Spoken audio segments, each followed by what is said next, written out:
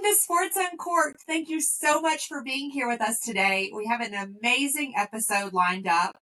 My name is Rachel McCarter. I'm your host and am thrilled with the content that we have for you. I'm going to call it our Potpourri episode because we're kind of all over the place. We have a little bit of talk about the Final Four that's coming up this weekend. AP Player of the Year was named. We had a tie for AP Coach of the Year. So we'll get into the nitty-gritty details of that and some of our predictions. We're also going to talk about what came out of the NFL owner meeting a couple of weeks ago, because there were some changes that are coming to the NFL, how that impacts the game, and what are some of our predictions of other things that were kind of close to passing, didn't pass, but will be up for debate with their second meeting coming up in May. So again, very broad topics, lots to discuss, lots of opinions as always. But first, as always, I want to bring a new wine to you, and it's one I've been teasing for a couple of weeks. Like 3-4 episodes ago, I tried a wine from Rocco Winery. It was the Granite Road Pinot Noir. It was one that I actually got a lot of feedback from you all saying, where can I get this? What was the name of that? What was the label? So I promise I will tag this one in our social media post so that you all can find it, because this is one of my favorite wineries again. We're going back to Rocco Wines.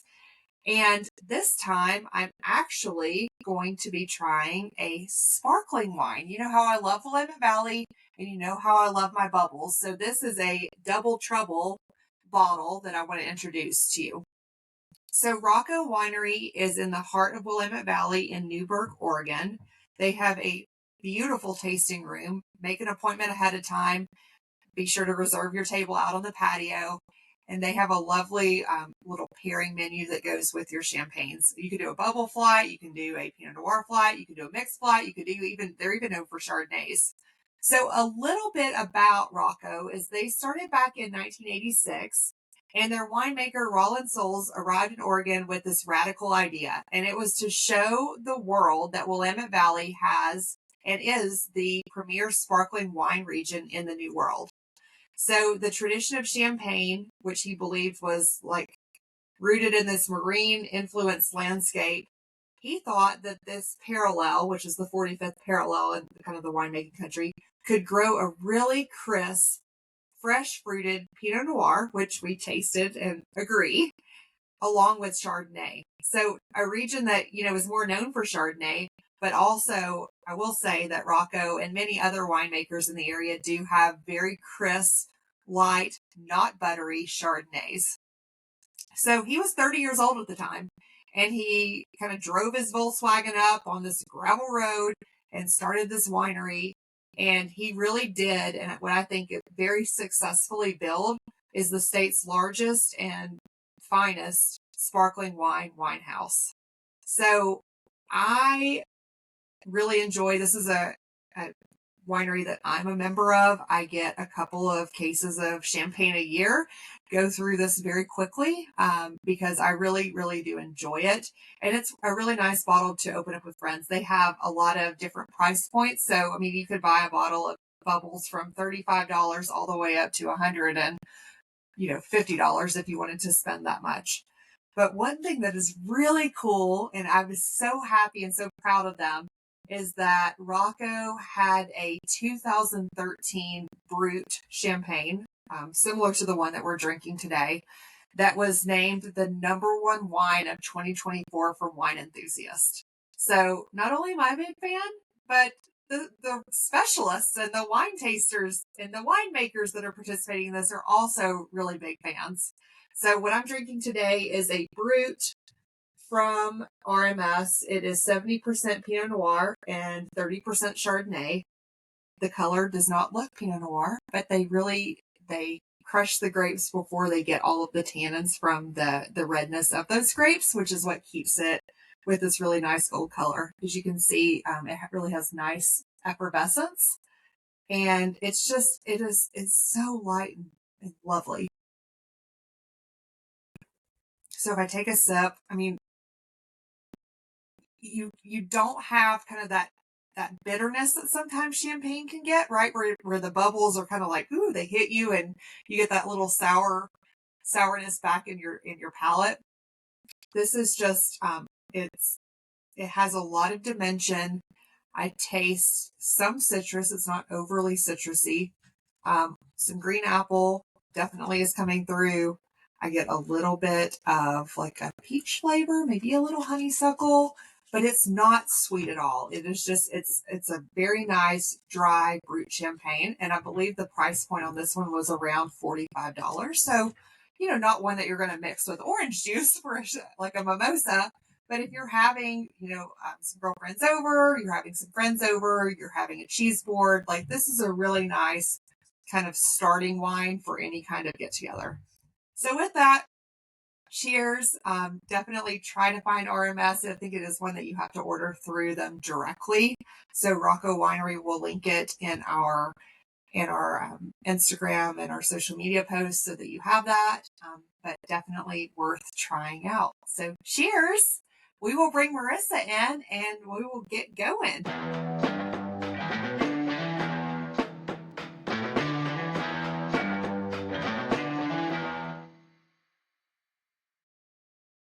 Hey, Riz. Hey, Rach, what's going on?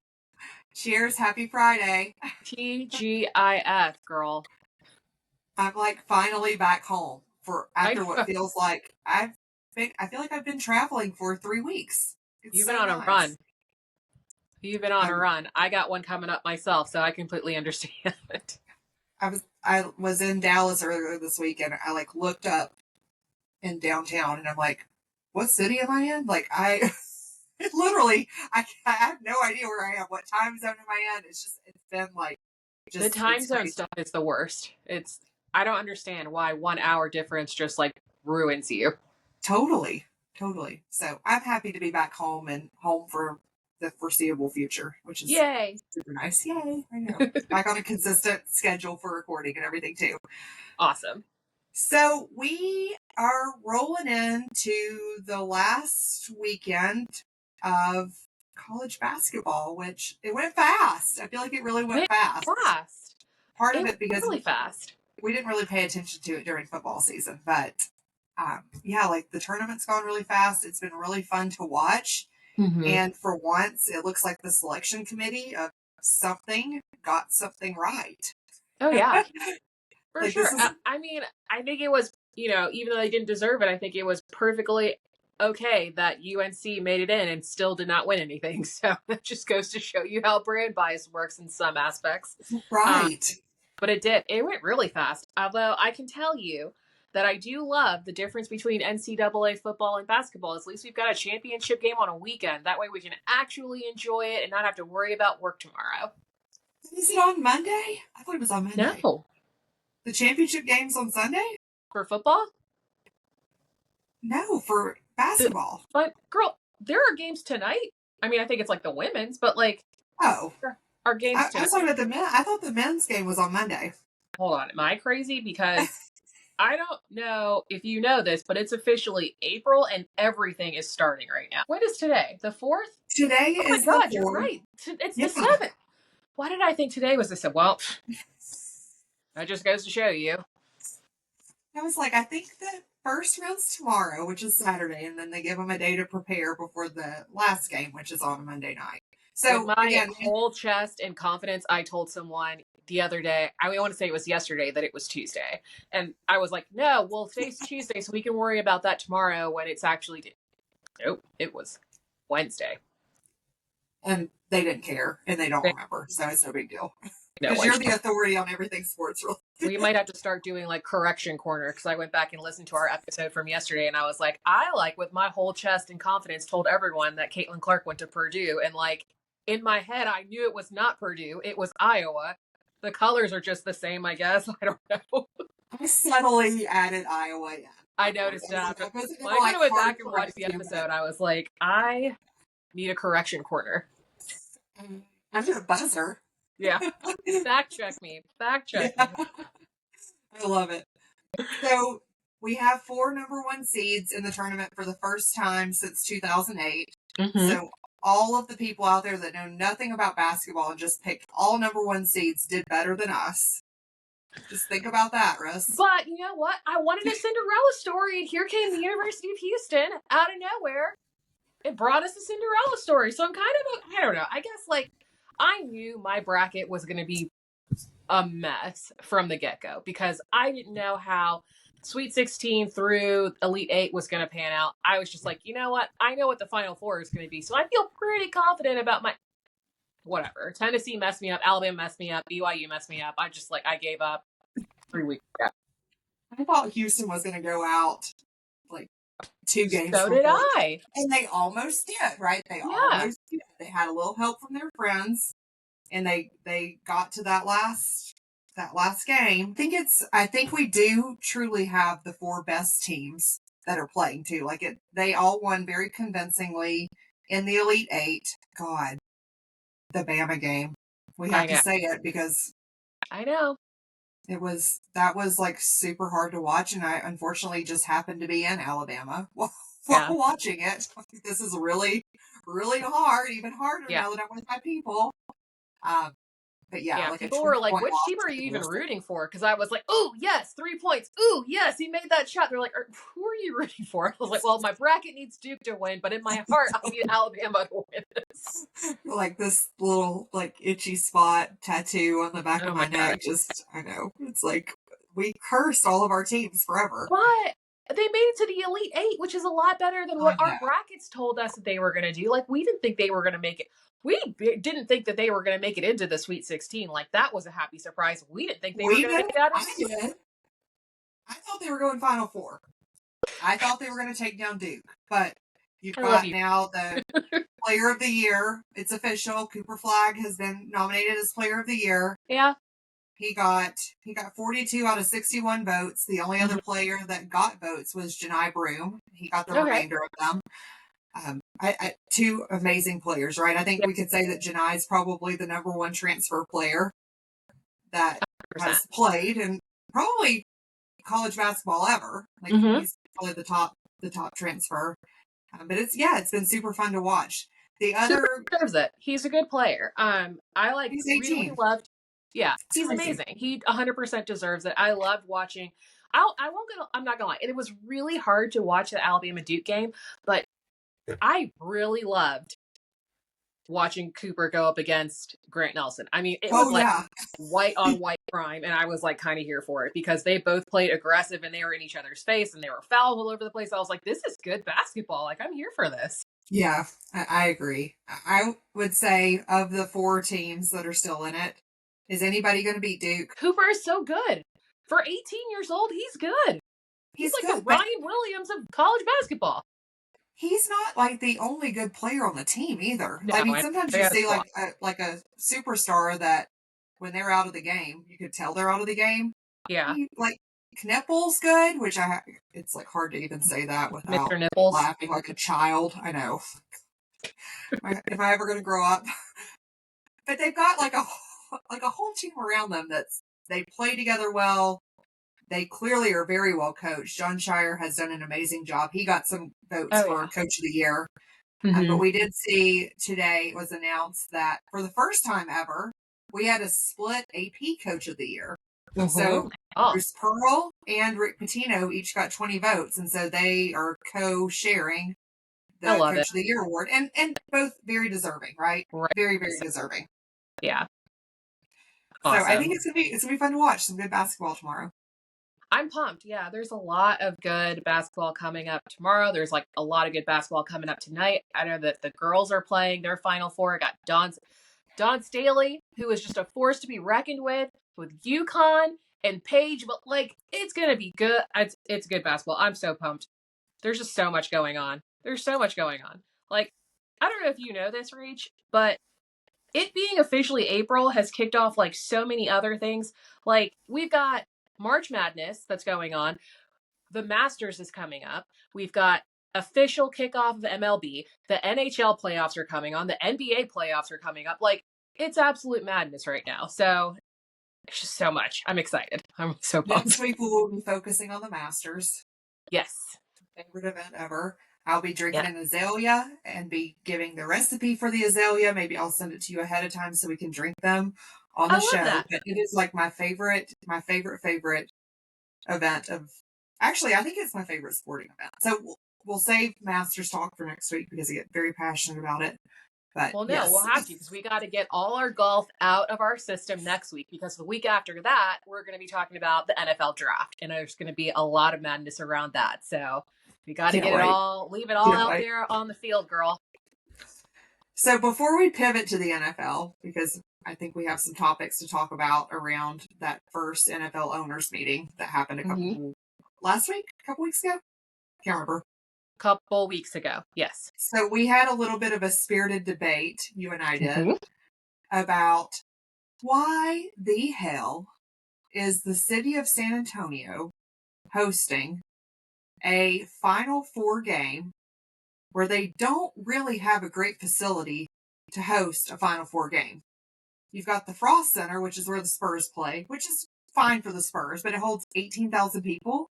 Not So what enough. they've done every year is they've taken the Alamo Dome, which is like where it's a multi-sport situation, and they've taken the football field and they've put a basketball court on it, and they put all these little chairs and seats around, and then they seat people in the bleachers for like a football game to watch a basketball game so that I they can hate it. cram in another 30,000 people, sell tickets to another 30,000 people. But how the hell do you even see the game?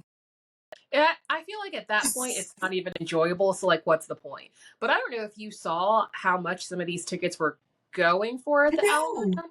It was like national championship, like NCAA football championship. But I guess it's like 6-1. But $15,000, $22,000, $135,000 suite. I was absolutely shocked, but it makes sense why they do that. I mean, we keep talking about this, but the NCAA is a money printing machine at this point. So, of course, it was all for fun. And I read a whole article about why they were playing basketball in a football field, and it was completely influenced by financial decisions. They just wanted to bank on how many people were interested in seeing this game. I don't see how you can enjoy a game from sitting. I mean, I'm pretty spoiled. I don't even like to sit up in upper level decks for any kind of game. So I don't know how you can enjoy watching a basketball game from upper level at a football stadium. That doesn't make any sense to me. You're going to sit the upper level and you're going to watch it on the screen. Like, I can do Essentially. that at my house Yeah. and have a bigger screen for $0. Mm-hmm. It's not corporate money, right? I mean, that's the way I see it. Is they added 18 suites to the stadium so that they can Yep. pack in 200 more people Yep. at good suite level pricing, and it's Yep. all the corporate dollars. And then like the regular fan gets to go sit in the nosebleeds and watch the game through their I binoculars. do it. There's no way. There's I no way wouldn't I do would it. pay it in the nosebleed. I just think of like every football stadium I've ever been at. I cannot imagine sitting that high up next to Jesus and trying to watch little dots run back and forth. And like you wouldn't even see the ball going into the hoop. What's the point? No, you're paying for the atmosphere, and you're paying a lot for an Your atmosphere. atmosphere is Jesus. You're in heaven at that point. Like Right? there's a whole other place for that atmosphere. My kids call it when we start walking up too high, because I get corporate seats for things a lot. But if I have to just like spend my own money on tickets, we get like the cheap seats. And so when we're walking up to the cheap seats, my kids are like, "Oh, we're getting motion sickness." Like, you're not getting motion sickness in the 200s. Like, shut up. Stop being so spoiled. But I'll also show we're you pretty spoiled nosebleeds. too because once Like, we don't go to the game unless we've got our corporate suites that we're sitting in. and We have that's to really spend what our it own is. money. We don't I spend don't spend my money on stuff. But if I That's do, we're going to be in the 300s. right. We're going to Right. be in the 300s because I'm going to have to buy Dippin' Dots and cotton candy and Skittles and an icy. So that brings the price of the ticket up to like a floor level seat, essentially, at the end of the day. Pick a struggle, kids. Yeah, you want to eat or you want to watch? Right. All right, so next topic, we'll pivot over to the NFL because Yeah. the NFL owners meeting happened recently, and there were some things that were approved and some things that were not. One of the things that got way too much press, in my opinion, was this whole controversy around banning the tush push. And I am so tired of hearing about this shit. Like, That is a legitimate play. If you can't defend against it, join them. Like, why don't you try to do it? It doesn't seem like it's that hard if you've got a solid running back. Like, snap the ball directly and push him over the line. Like, why is this such a big deal? There's been no injuries to date because of it, so you can't look at it and cite that it's causing injuries. So, like, there were Did you know 16 why it's an issue? It's an issue because it's what caused the Philadelphia Eagles to win the Super Bowl, and all the Kansas City fans are pissed about it. So they're like, oh, no, clearly we cannot have this, because if the Kansas City Chiefs can't use it to win, then nobody should be able to use it. Everyone needs to get over themselves. And it's the that's same like, coaches that are complaining about. Like, it's the same pissy coaches that are complaining about this nonsense. Like, it's it was fine. 16 owners. They needed 24 to have a majority to look at changing the rule. But I was surprised 16 were like, yeah, get rid of this. Were it the 16 teams that didn't do anything? Because I didn't hear the Buffalo Bills complaining about it. I didn't hear the Philadelphia Eagles complaining about it. I didn't hear the Baltimore Ravens complaining about it. All I heard were like the Chargers, the Raiders, and The somebody Bears, the else. The Packers, Bear, yeah. all the teams that suck. Like, those were the only teams that were complaining about it. I'm not trying to hear any of it. And probably the teams that can't even get close enough to the end zone to even do a tush push. Yeah, Right? yeah, 100%. So I don't know. I'm just like, it is like, adopt it. Just adopt it. Because the NFL has come out and said, like, we are not going to change a rule or make a rule because one or two teams is benefiting from something. Like, Yeah, there's no evidence that points to the fact that this needs to be done, needs to be changed, other than crybabies. bunch of So crybabies. the other big change was to the kickoff structure. Mm-hmm. And I don't know that I really like understand this, so you might have to walk me through it. I am blonde Okay. after all. So they said that they are changing the touchback mark from the 30-yard line to the 35-yard line. Mm-hmm. And it's expected to increase the rate of return from 32%, so people catching the ball and running it and trying to attempt to return, from 32% to 70 to 75%. Do you think 5 yards, to me, by making that change, you're incentivizing more people to take a knee because they're going to get the ball. I guess if it goes into the end zone, right, you're not going to pull it out and take a rate of return, and you'll get it at the 35. But I guess it will incentivize more people to run it because you have to run it further in order to get to the 35-yard line. But do you think it'll go all the way up to 70 to 75% with a 5-yard difference? That number was like, I don't think so, because who's doing the seconds? they also claimed that when they moved it to 30, that it reduced concussions by like 42%. So, like, I don't know where they are getting. I feel like there are a lot of other ways we can go about it. If the goal is to reduce concussions, there's a whole other part of the game of football that we can look at if that's the main goal. Otherwise, I think you're right. I think it's going to incentivize people to take a knee because they don't want to get hurt. They don't want to run. They don't want to do anything. So they just want to play from where they stand and keep it at that. Nobody wants to run anymore. Even some of the rookies don't want to run. But I don't know. Speculation. Speculation from a annoyed fan. I don't know. Like, that was the biggest thing that came out of the meeting. Oh, the other thing that I'm like highly annoyed by the amount of replays that we as fans have to sit through. Mm-hmm. And so they did empower the replay assistants. They expanded that a little bit so that those on the field can make some more decisions. So now those on the field can reverse calls for hits to defenseless players, face mask fouls, horse collar, and then tripping, running, or roughing the kicker. So upon review, if you're looking at those things, they on the field can reverse those calls without some kind of a challenge or anything. Like, good. So cool. Like, okay. All right. Fine. They will just have to see what the rest of us were seeing all of this time.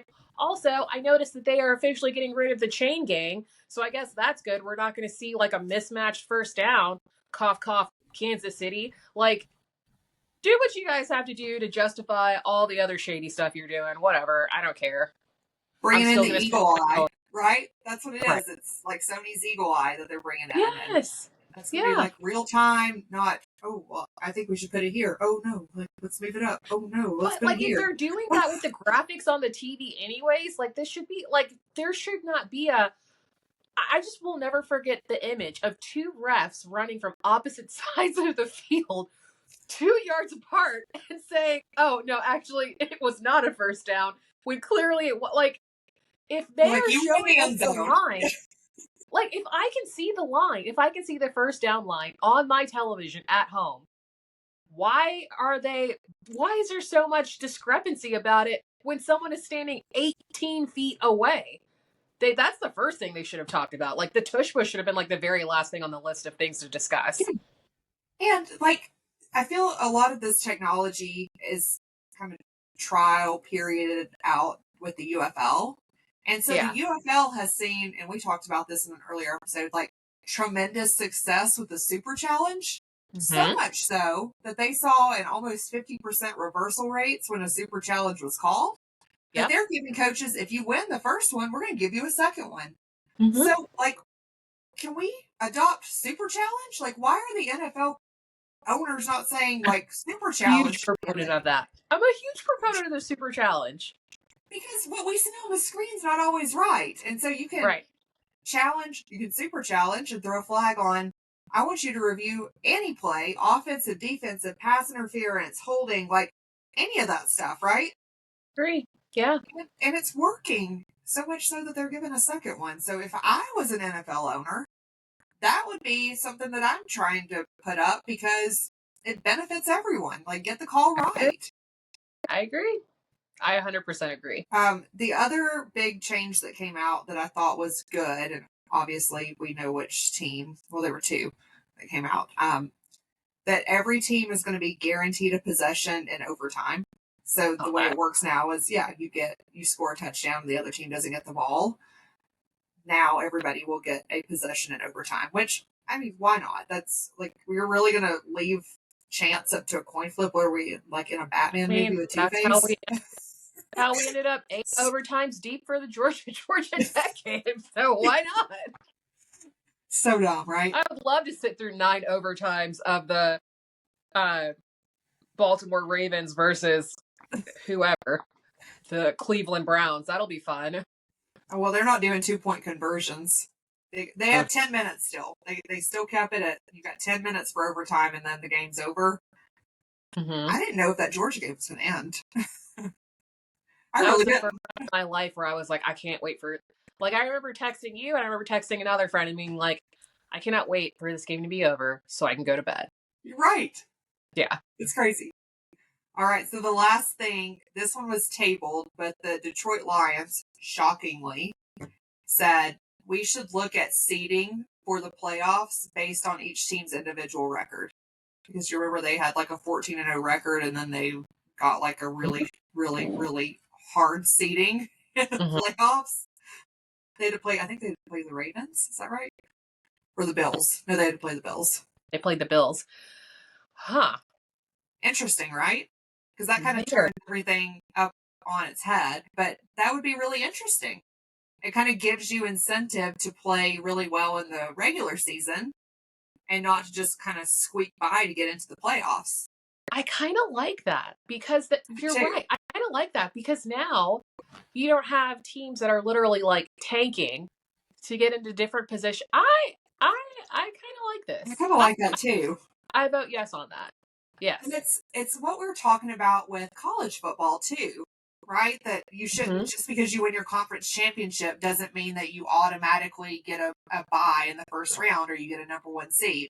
It's like Yeah. everybody should be jockeying for their position based on their record and their ranking. Yeah. So that one was tabled. The owner said when we come back together in May, we'll talk about that one further. But I like that one actually has some good merit, but it's so different than how things have been done traditionally. I guarantee you freaking Jerry Jones was like, no. Well, Jerry Jones doesn't even get into the playoffs, so he shouldn't even have a voice or a vote. No. He wants to get in on bias. Yeah, or on age, right? Yeah. He's grandfathered. You would think that, not to get off topic, but you would think that Jerry Jones would be in there like, listen, I will agree to all of this if you guys just like help me get a better team. Who wants to trade? But then they did. They traded for they just traded today with New England for Joe Milton. And we'll see what happens with that. Like, that was such, why? Are you really, you're worried about your getting a backup quarterback? You got bigger issues, Jerry. So thank you. Thank you. Like Come on, renegotiate some deals with your people. How about the people that you already paid like a ton of money to play football for you? That one didn't even play half of the Or year. how about not losing any other good players and continuing to poop the bed in your front office? I'm just saying, like, between you and the Giants. Well, we already talked about the Giants are going to have a reality show, so that'll be fine. God, listen, I am like three seconds away from like sending an email to a producer at Bravo and be like, listen, I got a whole new line of content for you. First up, it's Inside the QB Room with Jameis Winston and Russ Wilson. Also, I think you should follow around some of the GMs at some of these teams, but don't just constrict it to just the NFL. Like, also, like, what's going on with Nico Harrison? Is he on suicide watch? Are people going to kill him? Because he has, like, I have never seen anybody, like, detonate a team as hard as Nico Harrison has done with the Dallas Mavericks. It's absolutely insanity. Seriously, I was at a Mavs game earlier this week, and it was like 20 minutes till tip, and there was nobody there, Chris. I think I posted to Instagram. Like, I figured out actually how to do a post to Instagram, and I was like, man, you did a really good job. I liked your post. You did. I was like, there was nobody there. So we should say, like, call Peyton. I'll go over to Peyton's house. Okay. I'll knock on the door, and I'll tell him, I know you had like a really successful season of quarterbacks. Have you reached out to Russell Wilson and Jameis to see if they would just be like a duo for a second season? And you can call it quarterback train wreck. We have ideas. We have plenty of ideas. Plenty of ideas. Maybe we can, like, if Mike McDaniel was the coach in New York, that would like be the only thing that would make it better. Oh my God, that's another show I want to watch so bad. And I heard about this like next season of quarterbacks that's coming out. And I'm like, no more quarterbacks. Let's do head coaches. What's going on at Mike McDaniel's house? And Mike McDaniel's house. And then can we also go to John Gruden's house? Like, I just want to see what he's doing, because I think he should be a coach. But he's he's banned. Yes. I need to know everything. I love it. It's becoming there's so much drama. I'm like, yes, it's like finally it's the best of both worlds. It's like reality television heaven. I can like see what's going on with my favorite sports teams and wait for somebody to like tell somebody off. Like, this is great. We should have more of this. What's the tea, girls? This is how we get women involved in sports. We do like Real Housewives of the NFL. Yes. But the housewives are the men, because they're like more dramatic than the women. You would watch that, wouldn't you? I would, and I feel like my friends would watch that. Yes. I do have like a lot of friends that listen to the podcast. They're like, I love it, but I just don't understand sports. I'm like, but you don't have to understand sports. Listen, I don't know. I don't want to plug another podcast, but there is another podcast out there where this guy literally explains sports to his girlfriend in like basically pop culture vibes. And he's like, okay, so listen, so this is Russ Wilson, and he's like the Dorinda of the Real Housewives of New York City, and he's just trying to make everything nice, but every team he goes to doesn't like him there. And she's like, oh, that makes a lot of sense. We need that. I'll do it. Yeah. Okay. I mean, sign me up. I'll be part of that. Yeah. All right, so we'll stop here for today. We had a little bit more, but I think we can parlay our hot dog and concession conversation into another episode. Maybe we'll talk about that next week with the Masters, because they have great concessions. Well, Pat McAfee talked about it for about an hour today, so I think he's got it covered enough for all of us. Didn't know that. That's awesome. All right. Well, I hope you find a beverage at some point this evening. I will. An alcoholic one. I will. I'll find it. Yeah. Well, yeah. I mean, that was kind of implied. All right, lady. It was good to see you. Let's Good to see see what you. treasures Lou has for us. It's always a roller coaster, isn't it?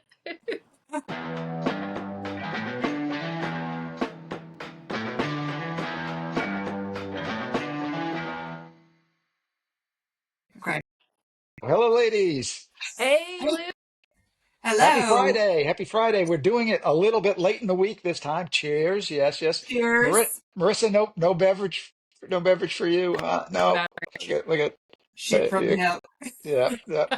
Teetotal in it today, but it's been a week. It's been a week. How about you guys? Good, bad? Been a week for Yeah, sure. looking forward to the final four games. I am in the middle position in our bracket. I actually, so before you got on, Marissa, I actually was telling Rachel that we both had Florida and Duke in the going to the final game, to the championship game, and she corrected me. She's like, "No, you got Auburn and Duke go to the final game." So I don't even know my own bracket. And who's beating you? So I know. what does that say? This I'm has not like going to been the forgive most you for choosing emotionally charged Auburn. like March Madness I've ever experienced in my entire life. Usually I just like don't care, but I am like so upset because so many things went wrong. But it's okay. It's April. There's a whole new slew of things that are happening that I can get emotionally enraged about. Move on, move on. It should be, even though your bracket's busted, it should be a good Final Four, bunch of good Final Four matchups over the weekend, so or tomorrow. So looking forward to that. I know you guys are dying to hear about my major league wind weather bets and how that's going. I can just see it on your Mhm. faces. Come on. I have been just on the edge of my seat all week because Yeah. opening day in Colorado's today. I'm like, Yep. I'm sure you have a weather wage there because there is weather.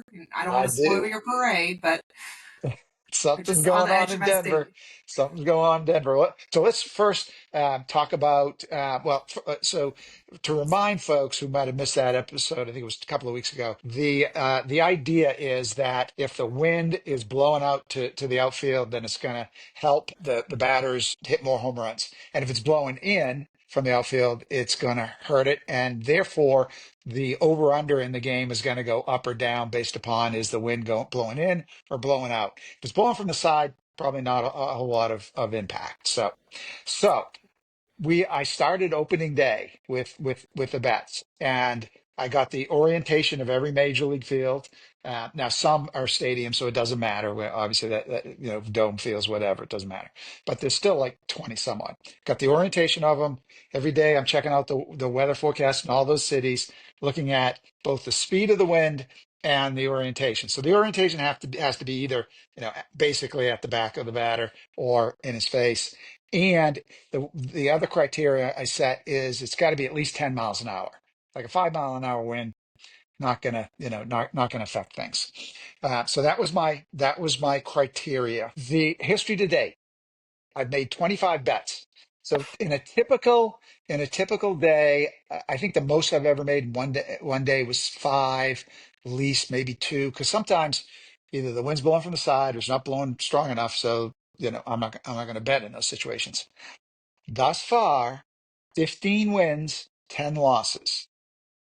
Not bad. That's like winning 60% of the games.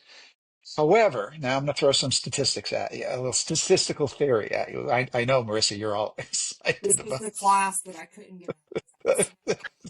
So much. Okay, I'm going to keep it short then. I'm going to keep it short. So I know you have the master switch, Rachel, so you'll like, what happened to Lou? Oh, Yeah, I'm going to take your Six Sigma green belt and shove it up something. gone, gone.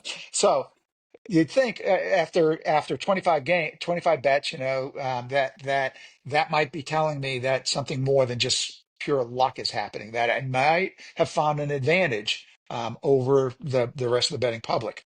That's not the case. So to be 95% sure that what I'm seeing is actually an advantage, actually, a kind of confirmation of my brilliance, I need another 60 games. I need about 85 games to be at that 95% confidence level that my 60-40 advantage is a real advantage and not just kind of dumb luck. You can never get to like 100%. Maybe you could, but it would take an infinite number of games because there's always weird shit happening.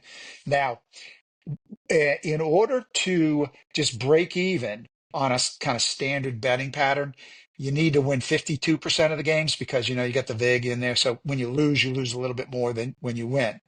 So in order to prove out if my actual winning advantage, if I did have an advantage, but it was only 52-48, I'd have to go through 1,550 games to get at that 95% confidence level that I actually had that 4% advantage. So the bigger your advantage, the less of a data set you need. There's your statistics, less of it today. So today's Friday. We're recording on Friday. Usually we record on Thursday. So just two games today. One is the Cubs in Chicago. They got a bit of a helping wind. It's only 10 miles an hour. So I'm making a small bet. So the way I'm betting is if it's like just 10 miles an hour, 11, 12 miles an hour, I'm betting $10. If it's up there in the 15 to 20, I'm betting 25. And then if it's really howling, I'm going to go $50. And that's kind of been the way I'm going. And I'm up a little bit. The other game I'm betting is that Colorado game in Denver because it is freaking nasty. It's 34 degrees. It's snowing, right? You can attest to this. Outside. And the wind's blowing, not super hard, but hard enough. 15 to 25 miles an hour. Can you imagine being at that game? That I could have been. It's like a football game. Of course, I was like, no.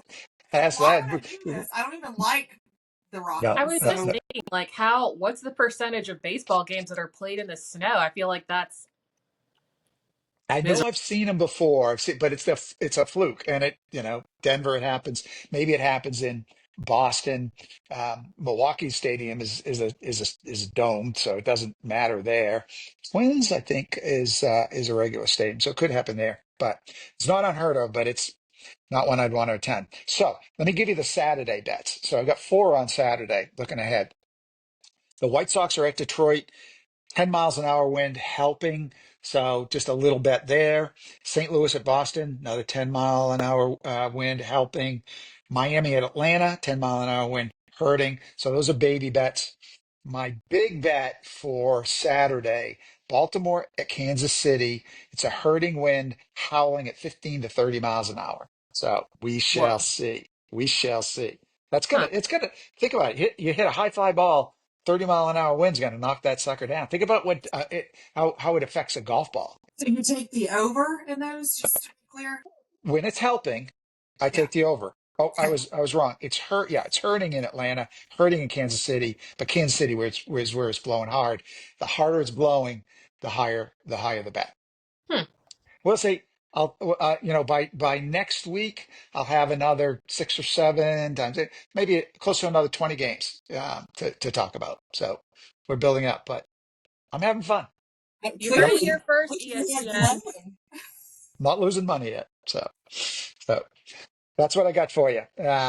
Great seeing you. I got to run. I know you guys got to get to stuff. So cheers. Cheers. And Oh, we will see everyone next week when we have an NBA champ. Or not NBA champ. Oh my gosh. NCAA. how much you been drinking? NCAA champ. Yes. Really. I had to get through your Wednesday, so about half a glass. Okay. Okay. See All you, right. ladies. Have a We'll see great you weekend. next Bye. week. Bye. Bye bye.